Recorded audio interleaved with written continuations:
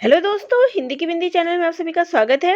तो दोस्तों, जैसे कि नेट की परीक्षा आपकी काफ़ी निकट आ गई है, तो ऐसे में कुछ ऐसे महत्वपूर्ण टॉपिकों पे हम चर्चा करेंगे जो परीक्षा के लिए अति उपयोगी है। तो आज का विषय है नेट के नाटकों के पात्र परिचय और उनके वर्ण विषय के बारे में।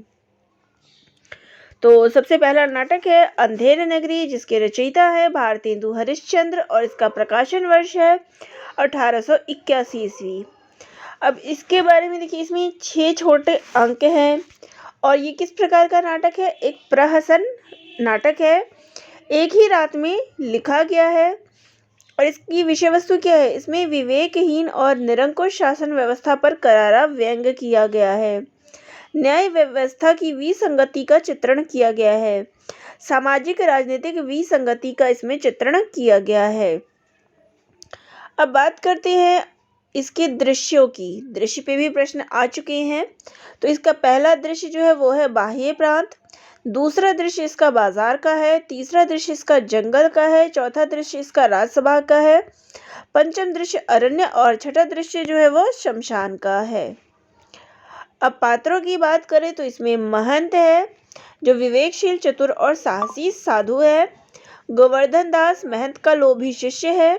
नारायण दास महंत का दूसरा शिष्य है। इसके अलावा कबाब वाला, घासीराम, हलवाई, गुजरिन और मुगल, पाचक वाला, मछली वाली, जात वाला, बनिया, राजा जो होता है वो चौपट राजा, मंत्री, नौकर और फरियादी। तो ये सभी इसके पात्र है। इसके अलावा कल्लू बनिया, जिसकी दीवार से बकरी मरी थी, कारीगर, चूने वाला, भिश्ती, कसाई, गरेरिया, कोतवाल और 4 सिपाही। तो ये सभी अंधेर नगरी के पात्र हैं। अगला जो नाटक है वो है भारत दुर्दशा, जिसके रचयिता है भारतेंदु हरिश्चंद्र जी और इसका प्रकाशन वर्ष है 1875 ईस्वी। इस नाटक में भी 6 अंकों का दृश्य देखने को मिलता है और इसमें प्रतीकों के माध्यम से, इसमें क्या है, प्रतीक योजना लिया गया है और प्रतीकों के माध्यम से भारत की तत्काल स्थिति जो थी उस समय की, उसका वर्णन किया गया है। भारत की दुर्दशा का बाह्य कारण अंग्रेजी सत्ता की शोषणकारी प्रवृत्ति और आंतरिक कारण जो है धर्म, संतोष और आलस्य, मदिरा, रोग, अज्ञान आदि को दिखाया गया है। तो इस नाटक में जो है भारत की दुर्दशा का चित्रण किया गया है। बच्चन सिंह ने इस नाटक को हिंदी का पहला राजनीतिक नाटक माना है। ये एक दुखांत नाटक है क्योंकि इसमें जो है अंत में जो भारत है उसकी मृत्यु जो है दिखाई गई है। नव जागरण की चेतना व राष्ट्रीय बोध का इसमें दिखाया गया है। वर्तमान सामाजिक, राजनीतिक, आर्थिक स्थितियों का इसमें चित्रण किया गया है। इसके पात्रों की बात करें तो योगी, भारत भाग्य, आशा, भारत नायक है और भारत का प्रतीक है। भारत दुर्देव इसका खलनायक पात्र है। सत्यनाश फौजदार भारत दुर्देव का सहायक व विश्वसनीय पात्र है। भारत दुर्देव के अन्य सहायकों में देखिए, यहाँ प्रश्न इस पे भी आधारित आ सकता है कि दुर्देव के सहायक पात्रों में कौन है? रोग, आलस्य और मदिरा। वहीं पे इसमें 7 सभ्य जनों की बात की गई है। वो कौन से हैं? सभापति, बंगाली, महाराष्ट्रीय, एडिटर, कवि, एक देशी महा से और दूसरा देशी महा से और डिसलॉयल्टी। ये सारे इसके पात्र हैं। अंक की बात करें तो इसमें कुल 6 अंक है और टोटल अगर पात्रों की बात करें तो 19 पात्र है। पहले अंक में जो है योगी आता है, दूसरे अंक में भारत, निर्लजता और आशा का चित्रण है, तीसरे अंक में भारत दुर्देव और सत्यनाश फौजदार आता है, चौथे अंक में रोग, आलस्य, मदिरा, अंधकार आदि का वर्णन है, आदि ये सब देखने को मिलते हैं। वहीं पे 5वें अंक में 7 सभ्यजन और डिसलॉयल्टी आते हैं और छठे अंक में भारत भाग्य आता है। अगला जो नाटक है वो है चंद्रगुप्त, जिसके रचयिता है जयशंकर प्रसाद जी। इसका प्रकाशन वर्ष है 1931 ईस्वी। ये 4 अंकों का नाटक है और 4 अंकों की बात करें तो देखिए, इसके पहले अंक में 11 दृश्य है, दूसरे अंक में 10, तीसरे में 9 और चौथे में 14 है। तो यहाँ आप देख सकते हैं 11, 10, 9 एक एक घट रहे हैं, लेकिन चौथा में बढ़ गया है। कुल गीत की बात करें तो इसमें 13 गीतों का समावेश किया गया है। मौर्य सम्राट चंद्रगुप्त के इतिहास का वर्णन किया गया है। ये एक ऐतिहासिक नाटक है। राजनीति, कूटनीति, षड्यंत्र, द्वेष, घृणा, बलिदान, राष्ट्र प्रेम की भावना आदि का वर्णन इसमें हुआ है। अतीत के कथा के द्वारा वर्तमान संकट का इसमें चित्रण किया गया है। इस नाटक में 3 कथानक का चित्रण हुआ है, 3 घटना का। अलेक्जेंद्र पर आक्रमण, नंद कुल की पराजय और सेल्यूकस का पराभव, ये सारी चीज इसमें दिखाई गई है। अब पात्रों की बात करें तो सबसे पहले पात्र की बात करें पुरुष पात्रों की, तो पहले है चाणक्य, जिसका अन्य नाम जो है इसमें विष्णुगुप्त भी दिखाया गया है। मौर्य समाज का ये निर्माता है। चंद्रगुप्त मौर्य सम्राट है। नंद मगध सम्राट है। राक्षस मगध का अमात्य है। वररुचि कात्यायन और मगध का अमात्य है। शकटार मगध का मंत्री है। अंबिक तक्षशिला का राजकुमार है। सिंहरण मालव गणराज्य का राजकुमार है। पर्वत शेखर पंजाब का राजा और पोरस। सिकंदर ग्रीक विजेता है। फिलिप्स सिकंदर का क्षत्रप है। मौर्य सेनापति चंद्रगुप्त का पिता है। देवबल नागदत्त गण मुख्य मालव गणतंत्र के पदाधिकारी हैं। इसके अलावा गांधार नरेश जो कि आंबिक का पिता है। सेल्यूकस सिकंदर का सेनापति है। और बात करें नारी पात्रों की तो अलका तक्षशिला की राजकुमारी है। सुवासिनी सकटार की कन्या है। कल्याणी मगध राजकुमारी है। नीला और लीला कल्याणी की सहेलियां हैं। मालविका सिंधु देश की राजकुमारी है। कार्नेलिया सेल्यूकस की कन्या यानी पुत्री है। मौर्य पत्नी चंद्रगुप्त की माता है। अब आते हैं अपने अगले नाटक पे जो कि है स्कंदगुप्त, जिसके रचयिता है जयशंकर प्रसाद जी। इसका प्रकाशन वर्ष है 1928 ईस्वी। ये नाटक जो है 5 अंक और 33 दृश्यों का है। इसके पहले अंक में 7 दृश्य है, दूसरे अंक में 7 दृश्य है, तीसरे अंक में 6 दृश्य है, चौथे अंक में 7 दृश्य है और 5वें अंक में जो है इसके 6 दृश्य है। विषय की बात करें कि इसकी विषय वस्तु क्या है, तो इसमें गुप्त वंश के शासक स्कंदगुप्त के चरित्र को केंद्र में रखा गया है। इसमें राष्ट्र भावना, देश प्रेम और मानव मूल्यों की स्थापना की बात कही गई है। इतिहास के माध्यम से वर्तमान की जो समस्या है उसको विषय वस्तु बनाया गया है। ये कब लिखा गया? हिंदी नव जागरण के समय की ये रचना है।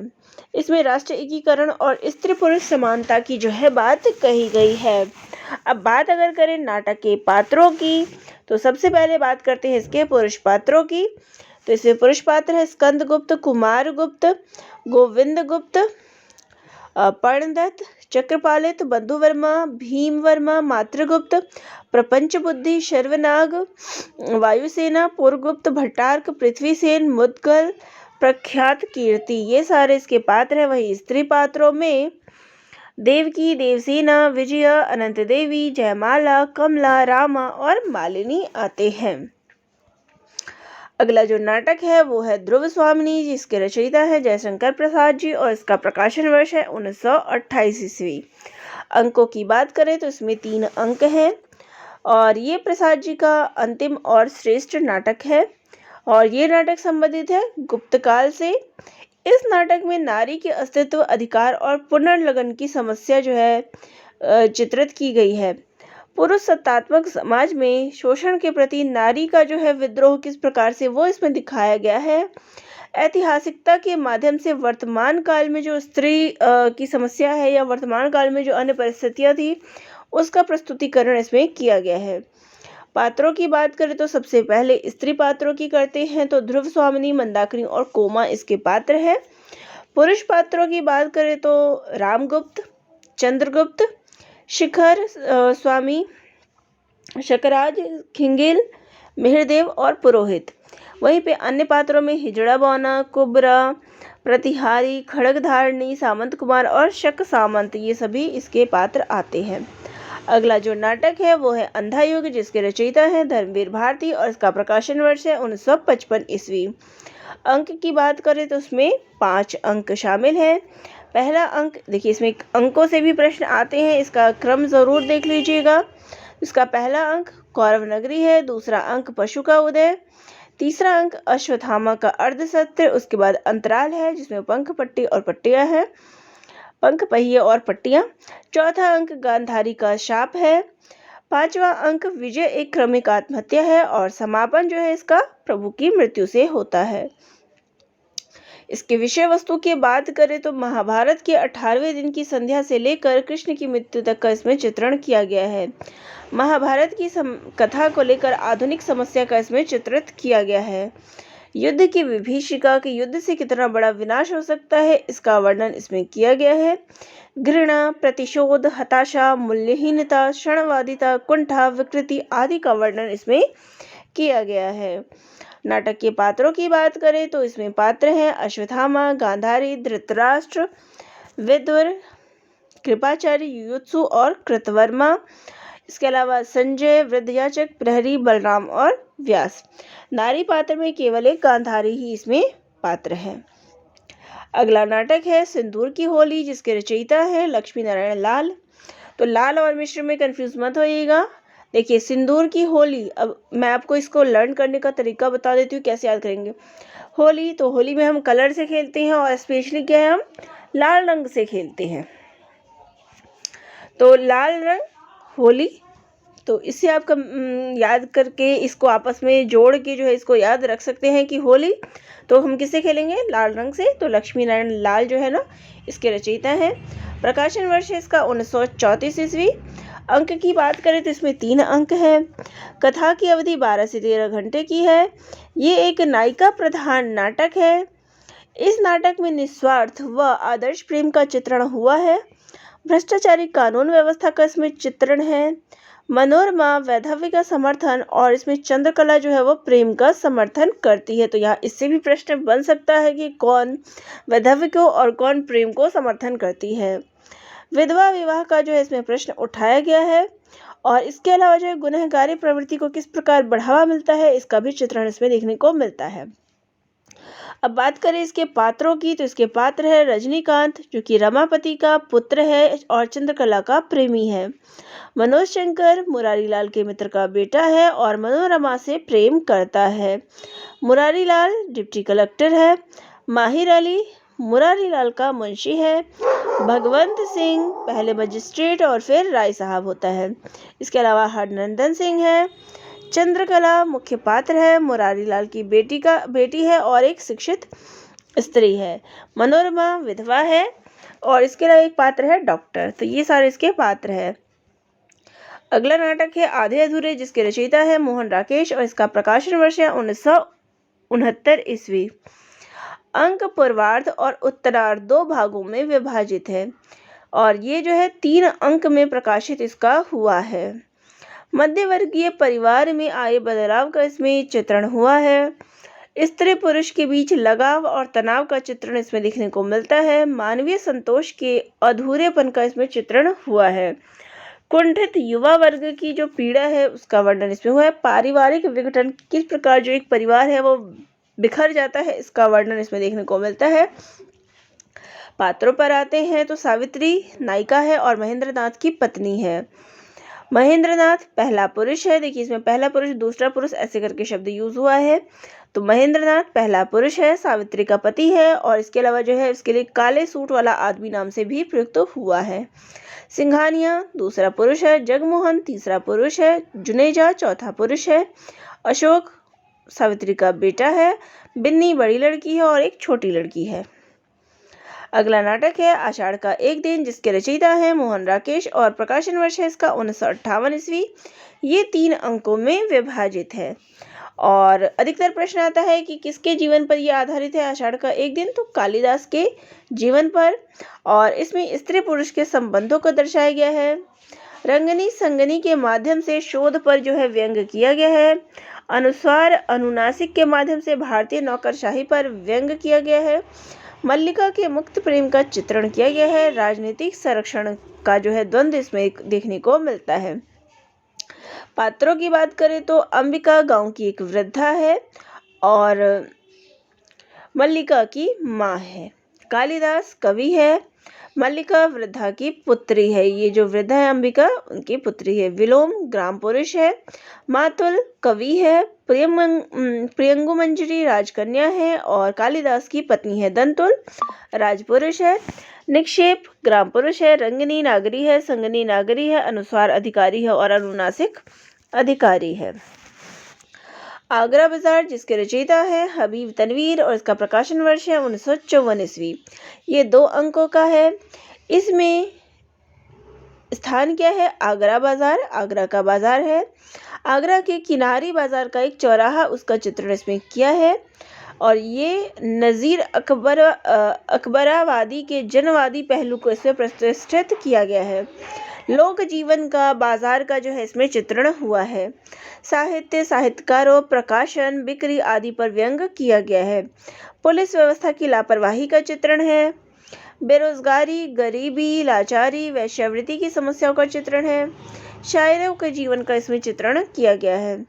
अब आते हैं इसके पात्रों पर। तो देखिए अंक 1, जैसे कि बताया कि ये 2 अंकों का है, तो इसके पहले अंक में फकीर, लड्डू वाला, तरबूज वाला, बर्फ वाला, ककड़ी वाला, पान वाला, बर्तन वाला, अजनबी शायर, हमजोली, बेनज़ीर, शोहदा, लड़का, करीमन, चमेली, मदारी, दर्जी, रामू पंसारी, दरोगा, नवासी, तमाशबीन, इन सब का चित्रण हुआ है। वहीं पे अंक 2 में पतंग वाला, हमीद, अंधा भिखारी, एक आदमी, बेनी प्रसाद, सिपाही, सारंगिया, इन सभी का वर्णन देखने को मिलता है।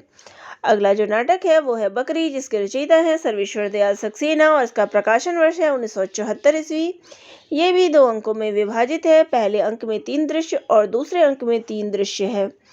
इस नाटक में राजनीतिक व्यवस्था पर जो है व्यंग किया गया है। जनवादी चेतना का चित्रण है। आम व्यक्ति की जो दशा है उसका चित्रण देखने को मिलता है। भ्रष्टाचार और विसंगति का जो है इसमें चित्रण देखने को मिलता है। और बकरी जो है वो किसका प्रतीक है? आम आदमी का प्रतीक है। ईश्वर के प्रति लोगों की जो श्रद्धा है उसका वर्णन इसमें देखने को मिलता है। अब बात करते हैं नाटक के पात्रों की। तो नट, नटी, भिश्ती। इसके अलावा देखिए दुर्जन सिंह, कर्मवीर और सत्यवीर, ये तीनों ही जो है धर्म, शोषण, नेतागिरी का प्रतिनिधि करते हैं। तो इनके नाम अगर आ जाता है कि धर्म, शोषण, नेतागिरी का प्रतिनिधि कौन कौन करता है, तो दुर्जन सिंह, कर्मवीर और सत्यवीर। सिपाही विपत्ति बकरी वाला है। इसके अलावा नवयुवक, काका, काकी, चाचा राम, एक ग्रामीण और दूसरा ग्रामीण, ये सारे इसके पात्र हैं। अगला जो नाटक है वो है एक और द्रोणाचार्य जिसके रचयिता है शंकरशेष। इसका प्रकाशन वर्ष है 1977 ईस्वी। ये 2 भागों में विभाजित है, पूर्वार्ध और उत्तरार्ध। पूर्वार्ध में इसके 4 दृश्य हैं, उत्तरार्ध में 7 दृश्य हैं। वर्तमान विकर्षक की तुलना द्रोणाचार्य से की गई है जिसने शिक्षक को अन्याय सहने की प्रेरणा दी। पौराणिक कथा के माध्यम से आधुनिक समस्या का हल ढूंढने की कोशिश की गई है। और अधिकतर प्रश्न जो आता है कि ये दोहरे कथानक पर चलने वाला नाटक है, इस पे प्रश्न आता है। शिक्षा व्यवस्था में व्याप्त भ्रष्टाचार का जो है इसमें चित्रण किया गया है। तो यहाँ ये दोनों ही पे प्रश्न पूछे जा सकते हैं। पहला कि दोहरे कथा प्रसंग वाला नाटक कौन सा है, और दूसरा शिक्षा व्यवस्था में व्याप्त भ्रष्टाचार का चित्रण किस नाटक में हुआ है। तो एक और द्रोणाचार्य। अब इसके पात्रों पे आते हैं। तो देखिए इसके आधुनिक पात्र, जहाँ ये 2 कथा प्रसंग चल रहे हैं तो आधुनिक अलग होगा और पौराणिक अलग होगा। आधुनिक में अरविंद जो है प्रोफेसर है, लीला अरविंद की पत्नी है, विमलेंदु अरविंद का मरा हुआ दोस्त, यदु अरविंद का मित्र, चंदू छात्र है, अनुराधा चंदू की प्रेमिका है, इसके अलावा प्रेसिडेंट और राजकुमार प्रेसिडेंट का बेटा है। पौराणिक पात्रों की बात करें तो द्रोणाचार्य, एकलव्य, कृपि, अश्वत्थामा, भीष्म, अर्जुन, युधिष्ठिर और सैनिक आदि आते हैं। अगला जो नाटक है वो है अंजो दीदी जिसके लेखक हैं, नाटककार हैं उपेंद्र नाथ अश्क। इसका प्रकाशन वर्ष है 1955 ईस्वी। ये 2 अंकों में विभाजित है। पहला अंक 3 दृश्य है, दूसरे अंक में भी 3 दृश्य है। ये एक मनोवैज्ञानिक व सामाजिक नाटक है। जीवन को यांत्रिकता में ढालने की प्रवृत्ति जो इस नाटक में देखने को मिलती है। नारी के कठोर नियंत्रण से परिवार विघटन की जो समस्या है उसका चित्रण इस नाटक में किया गया है। ये एक नारी प्रधान नाटक है और जबरदस्ती जो है कार्य किसी पर थोपा जब जाता है तो उसका क्या परिणाम होता है वो इस नाटक में दिखाया गया है। अहमवादिता एवं अनुशासन प्रिय स्त्री का इसमें चित्रण किया गया है अंजू दीदी के माध्यम से। पात्रों की बात करें तो अंजू जो है इसके मुख्य पात्र है, अनुशासित स्त्री है। इंद्र नारायण वकील है और अंजू का पति है। नीरज अंजू का बेटा है जो कि 11 वर्ष का है, पहले अंक में जो दिखाया गया है। अनिमा अंजू की बहन है। श्रीपत अंजलि का भाई है और उचित मार्गदर्शक है। नजीर नीरज का दोस्त है। राघु नौकर है, मुन्नी नौकरानी है और इसके अलावा ओमी, नील, ये सब इसके पात्र हैं। महाभोज मन्नू भंडारी का है और प्रकाशन वर्ष है 1983 ईस्वी। सबसे पहले ये उपन्यास के रूप में 1979 में और उसके बाद ये नाटक के रूप में 1983 में प्रकाशित हुआ। तो दोनों ही सन देख लीजिएगा कि उपन्यास के रूप में कब हुआ और नाटक के रूप में कब हुआ।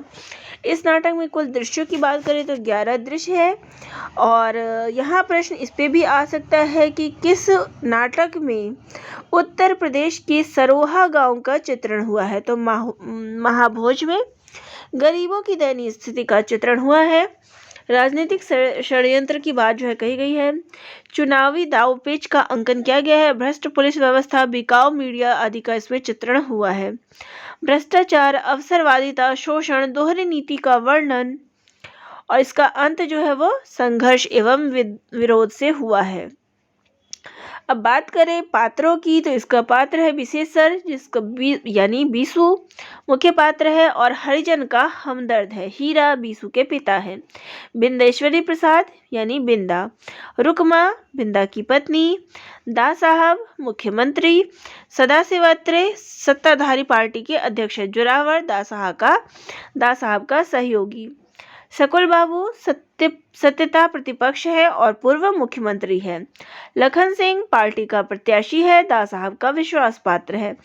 लोचन भैया विधायकों के मुखिया हैं। सक्सेना पुलिस अध्यक्ष है। दत्ता बाबू मशाल समाचार पत्र के संपादक है। तो ये सभी जो है यूजीसी नेट में जितने भी नाटक हैं उनके पात्र और विषय वस्तु से संबंधित वीडियो था। तो परीक्षा से पहले इन पे एक बार चर्चा कर लेना ज़रूरी है। तो जो कि मैंने आज आपके वो वीडियो में बता दिया। तो किसी टॉपिक पे आप चाहते हैं कि परीक्षा से पहले वीडियो बनाया जाए तो कमेंट ज़रूर करिएगा। धन्यवाद।